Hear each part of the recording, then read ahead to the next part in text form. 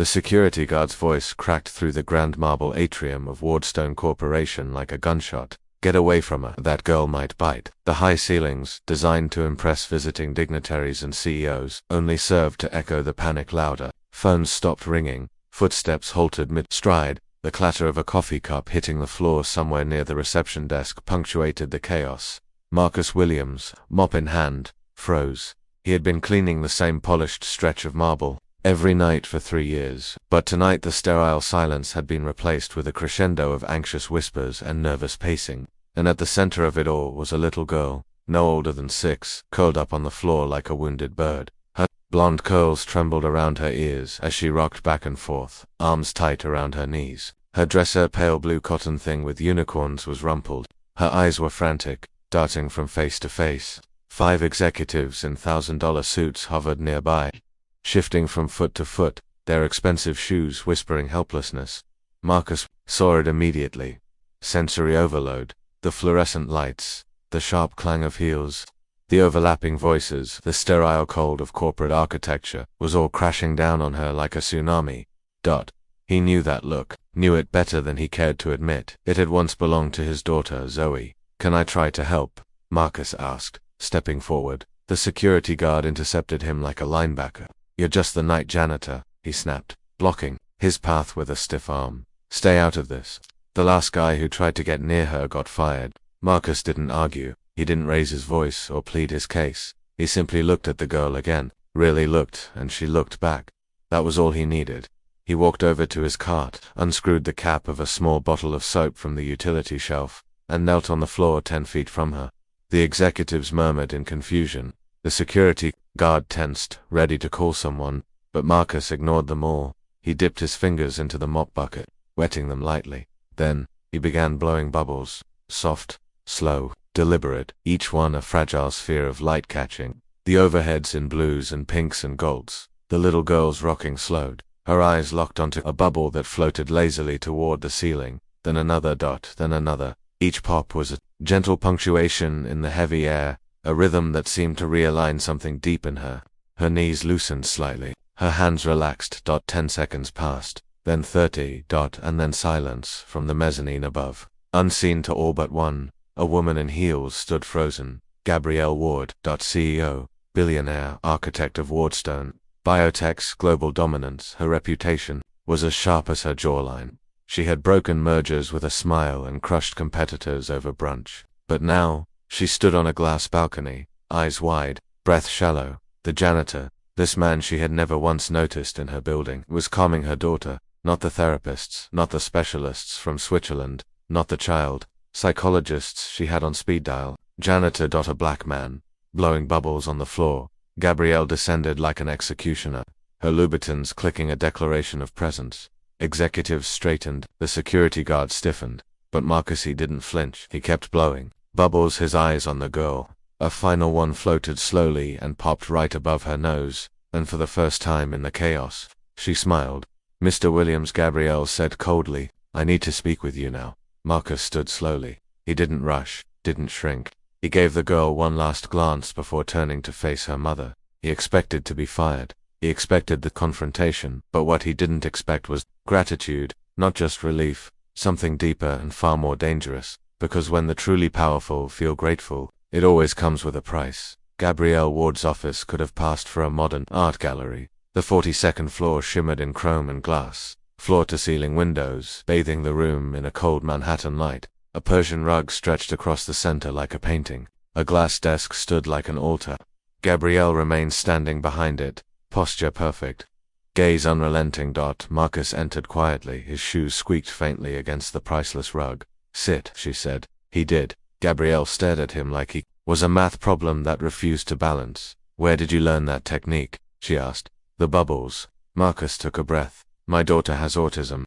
I learned out of necessity." "Your daughter," Gabrielle repeated, as if the concept of a janitor having a daughter was unusual. "And your background in therapy." The condescension was precise, weaponized. "I was a special education teacher for 17 years, Marcus replied. "Master's degree in educational psychology, specialization in autism spectrum disorders from Columbia University." Silence. Then a blink. Then another. "Teacher." she said slowly, tasting the word like spoiled fruit. And now, janitor, people have to eat, no jobs, not for people like me. Education budgets were slashed. Special programs were first to go. I took this job to provide for my daughter. Gabrielle folded her arms, tapping a manicured nail against her elbow. You're telling me that you are more qualified than the therapists? I pay $15,000 a month. I'm telling you that qualifications on paper mean nothing if you can't connect. She flinched. How many therapists have worked with Eva? He asked. 43 in 4 years. Yes. And how many of them got her too? Speak. Silence. Marcus nodded. They came to fix her. I came to know her. Gabrielle sat. Finally, her eyes softened slightly. Her voice lowered. I want to hire you. Part-time therapeutic consultant. $15,000 a month. Keep your janitor job. For now, if you want. Until we're sure it works. Marcus laughed. A rich, warm sound that echoed through the cold room. Ms. Ward, he said, you're not offering me a job. You're trying to buy your way out of guilt. Excuse me. You assumed I was uneducated, disposable, and now, you're trying to make it right with a paycheck. I'm not prejudiced. Then why did you assume I wasn't qualified? Her jaw tightened. She didn't answer. He stood. Eva doesn't need another employee. She needs someone who sees her, not someone trying to fix what isn't broken. Then what do you suggest? No cameras, no supervisors, no reports, just time. In return, maybe she learns that not everyone in the world is trying to change her.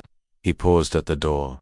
And Ms. Ward, next time someone tries to help your daughter, maybe ask about their qualifications before assuming they don't exist. The door closed with a soft click. 3 nights passed. Then the phone rang. Marcus was cleaning the executive washroom when it buzzed in his pocket. Hello, she hasn't eaten, Gabrielle said. Since that day, she hasn't drawn. She hasn't spoken.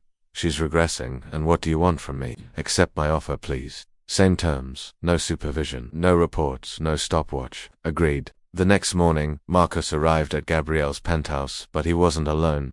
Beside him stood a 16-year-old girl with an afro puff tied high, a backpack over one shoulder, and eyes as perceptive as a scholar's. This is Zoe, Marcus said. My daughter thought Eva might connect better with someone closer to her age. She's 16. Sometimes the gap helps, Marcus said. Less pressure, more trust. Zoe offered a polite smile. Hello, Mrs. Ward. I brought some supplies Eva might enjoy. Gabrielle, still in silken heels, blinked. This wasn't what she expected. Eva was in her usual spot, knees to chest in the corner of her room. Zoe sat cross-legged on the floor, without hesitation, and pulled out textured paper and watercolors. Double quotes. Hi Eva, you don't have to talk to me. But I thought we could paint for 2 hours. The silence in the room was filled with brushstrokes and stories. Blue, Zoe said, is the sky trying to hug the earth. Yellow is the sun laughing. And then Eva whispered something. Orange. Zoe smiled. That's right. Orange is red and yellow dancing together. Gabrielle stood by the doorway, phone in hand, secretly recording. But this wasn't for a file. This was something else, something tender, something rare. She was seeing her daughter, really seeing her for the first time in years. Then the intercom buzzed. Dr. Petton has arrived. Gabrielle cursed under her breath. The moment the intercom buzzed, the spell was broken. Gabrielle's spine straightened. The warmth that had briefly softened her features vanished behind her executive mask.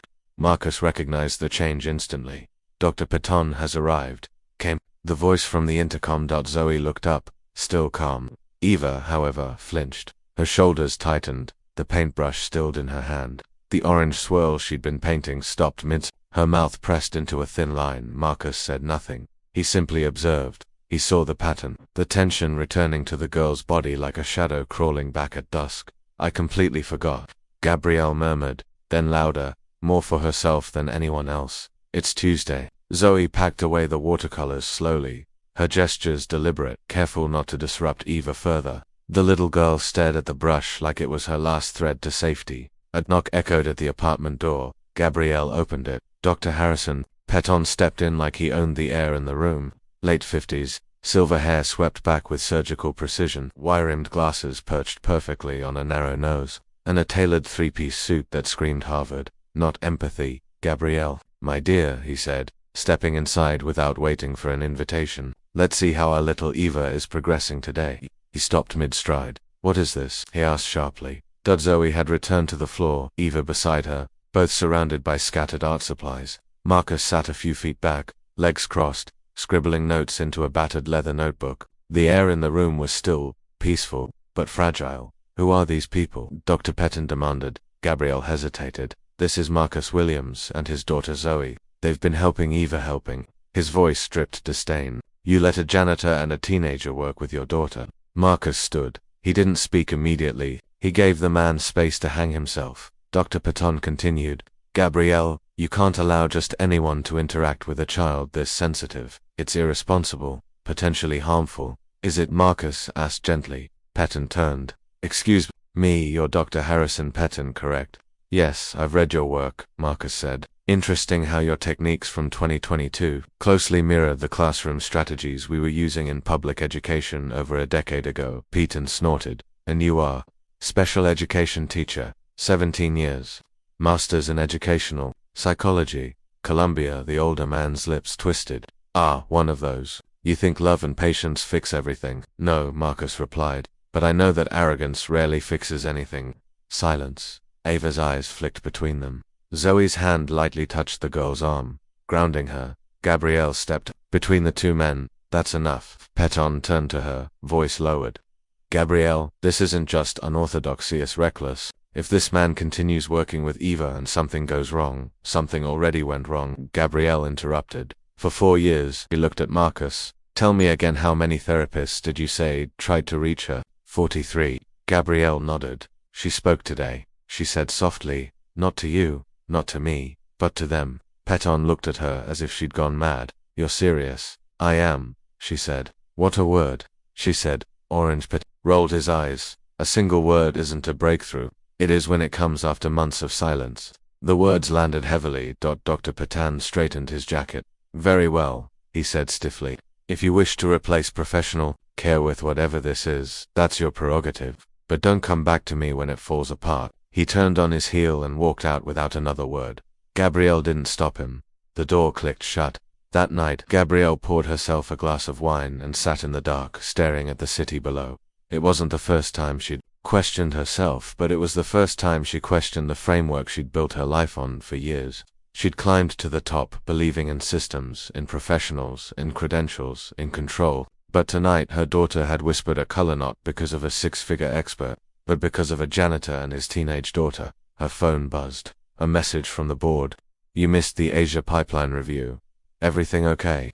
She didn't reply. Instead, she opened her photo gallery. There, saved on her phone, was a 30-second clip. Eva.painting.smiling.zoe beside her. N Marcus in the background, letting the moment belong to them. Gabrielle pressed play again, and again, and again. By the end of the second week, Eva was talking in colors, not sentences. Not yet, but enough. She whispered blue when the room was quiet and the sunlight filled the penthouse. She said gray when she was tired. She murmured green when Zoe read her stories about trees. Zoe called it emotional synesthesia. Gabrielle started recording every interaction, this time not for surveillance, but for memory. She even started keeping a notebook, but progress brought questions, and questions brought risk, especially when Marcus began challenging more than just therapy protocols. He started challenging her. At first, gently. Why does Ava's room feel like a showroom? Why does your staff speak to her like a problem? Why is the nanny always more comfortable in the kitchen than with the child? Then more directly, why does Eva never see where you work? Why doesn't she know what you actually do? Why don't you know how she feels? Gabrielle didn't like the questions, but she knew they weren't wrong. One evening she watched Zoe braid Ava's hair as they hummed old soul music in the sunroom. The contrast struck her hard. This wasn't therapy, this was family, and for the first time in years, Gabrielle realized she didn't know how to be part of one. On the 20th day, Eva had her first full meltdown since Marcus began. It started with a siren outside, then a dropped tray from the maid, too much sound, too many vibrations. Gabrielle panicked, old instincts returning. She reached for her phone. Marcus stopped her. Don't record this, he said gently. Why? Because this moment isn't for proof. It's for presence. Eva was rocking, crying now. Not screaming, just a deep, aching sob. Marcus didn't go to her. Zoe did. She slid across the floor, laid beside her, and began whispering stories again. Blue is still here, Eva, it's okay. Orange will come back tomorrow. And slowly, like a tide retreating, Ava's sobs softened. Her breathing evened. She reached for Zoe's hand. Gabrielle was crying before she realized it. not because her daughter had calmed, but because she hadn't been the one to do it. 1 week later, Gabrielle met Marcus again in her office. The tone was different. Not corporate, not cold. Something else. I have a proposition, she said. Marcus raised an eyebrow. I want you to create something, Gabrielle said. A program. For children. Like Eva, led by people like you. Real-world experience. Real empathy, real results. Marcus stared. Funded by Wardstone, she added. But autonomous. You choose the team, the curriculum, the locations. You want me to run it. I want you to design it. Lead it. Change how this field works. Marcus didn't speak for a long time. Then he said, only if Zoe with me. Gabrielle blinked. She's 16. She sees more at 16 than most professionals do at 50. Gabrielle smiled, slowly. Then it's yours. 6 months later, in a sunlit room filled with art, music, and children, Marcus watched Eva paint beside 3 other kids. No cameras. No cameras. No therapy buzzwords. Just colors. Just connection. Gabrielle sat quietly in the back, wearing jeans for the first time in a decade. Zoe handed Eva a new brush, and the little girl unprompted looked up at Gabrielle and whispered, Mummy, I made purple. Gabrielle's throat closed. Marcus looked over and smiled. Red and blue decided to be brave. Zoe added, kneeling beside her. Gabrielle nodded, tears brimming. I'm learning, she whispered. I'm really learning. And Marcus, the janitor once ignored by everyone in her tower, now the architect of a movement, simply replied, good.